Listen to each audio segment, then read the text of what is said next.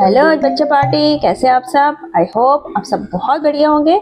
तो आज की वीडियो में देखो हम लोग जो आपका linear equation in one variable chapter है, तो इसके बाकी क्वेश्चन जो आपके एक्सरसाइज 2.1 है वो हम कर चुके हैं।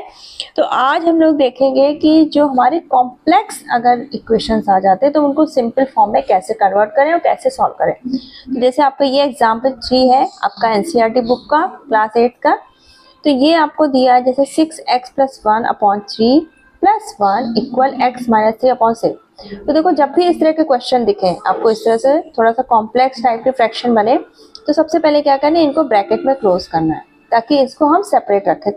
और ये सेपरेट हमें क्यों रखना है, ताकि जब हम इनको प्लस या माइनस करें तो हमारा जो साइन कन्वेंशन है वो सही रहे। ठीक, अब देखो यहाँ पर आपका क्या है, 6x + 1/3, ये एक फ्रैक्शन के फॉर्म में दिया है वेरिएबल हमारा।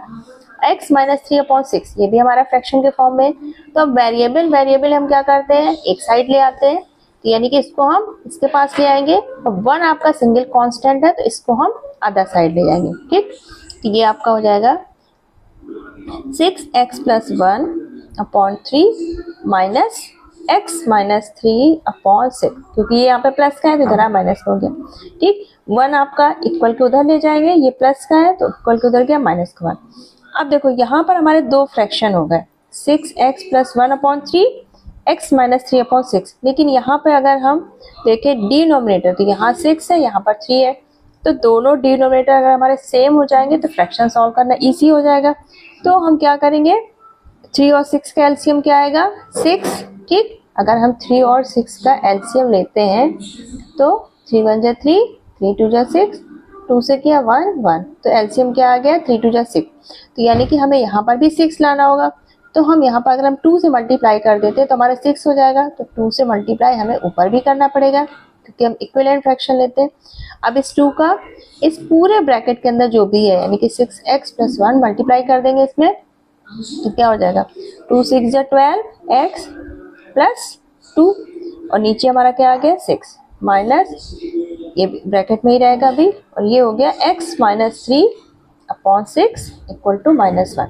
अब देखो हमारा एलसीएम कॉमन 6, ये हमने ले लिया। अब यहाँ पे क्या आ गया हमारा 12x + 2।